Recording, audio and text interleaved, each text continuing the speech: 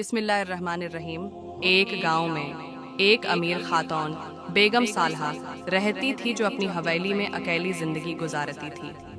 बेगम सालहा के शौहर का कई साल पहले इंतकाल हो चुका था और उनकी कोई औलाद भी नहीं थी। हवेली बहुत बड़ी थी और उसकी देखभाल के लिए कई नौकर काम करते थे। उन्हीं नौकरों में से एक नौजवान नईम भी था जो दिन रात हवेली के कामों में लगा रहता था। नईम बहुत ईमानदार और मेहनती लड़का था। वो हवेली के बागीचे की देखभाल करता, खाने का बंदोबस्त करता और बेगम सालहा के हुक्म पर हर काम पूरा करता।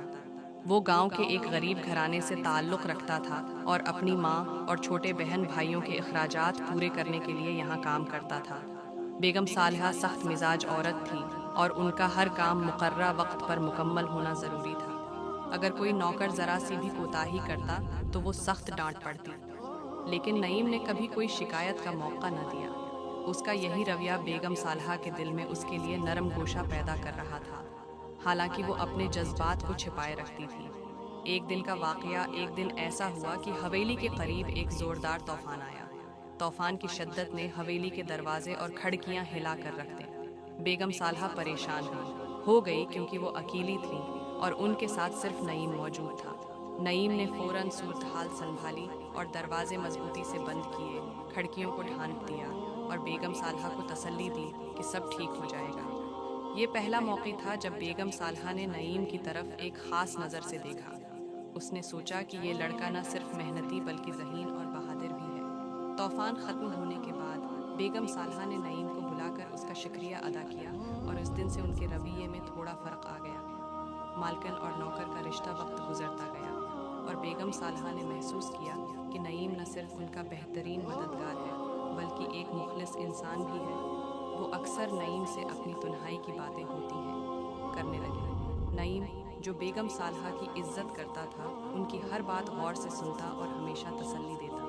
एक दिन बेगम सालहा ने नईम से पूछा, तुम यहाँ काम क्यों करते हो? तुम तो इतने ज़हीन हो, किसी और बड़े शहर जाकर अपनी ज़िंदगी बेहतर बना सकते हो। नईम ने जवाब दिया, बेगम साहबा, मेरे माँ और बहन भाई मेरी जिम्मेदारी हैं। अगर मैं यहाँ से चला गया तो उनका क्या होगा? ये सुनकर बेगम सालहा की आंखों में आंसू आ गए। उन्होंने सोचा कि ये लड़का कितना बेलौस है। बदलते हालात वक्त के साथ बेगम सालहा की तबीयत खराब रहने लगी। वो दिन बह दिन कमज़ोर हो रही थीं और अक्सर बीमार रहती थीं। नईम ने उनका ख़ास ख्याल रखना शुरू कर दिया। वो उन्हें दवा वक्त पर देता, उनकी पसंद का खाना बनाता और उनकी हर ज़रूरत का ध्यान रखता। एक दिन बेगम सालहा ने नईम को अपने करीब बुलाया और कहा, नईम, मैंने अपनी ज़िंदगी में बहुत दौलत कमाई लेकिन खुशी कभी नहीं मिली। तुमने मुझे एहसास दिलाया कि इंसानियत और मोहब्बत दुनिया की सबसे बड़ी दौलत है। ये कहते हुए उन्होंने एक बड़ा फैसला किया। बेगम सालहा ने अपनी जायदाद का एक बड़ा हिस्सा नईम के नाम कर दिया ताकि वो अपने घर वालों की ज़िंदगी बेहतर बना सके। कहानी का इख्तिताम जब बेगम सालहा का इंतकाल हुआ तो नईम ने उनके आखिरी रसूमात इज्जत से अदा की और उनके एहसानात को कभी नहीं भूला। नईम ने अपनी माँ और बहन भाइयों के लिए एक नया घर बनाया और गांव के लोगों की मदद के लिए भी काम शुरू किया। ये कहानी हमें सिखाती है कि ईमानदारी, मेहनत और खुलूस दिल से दूसरों की मदद करना न सिर्फ हमारी ज़िंदगी को बेहतर बनाता है बल्कि दूसरों की ज़िंदगी में भी रोशनी ले आता है।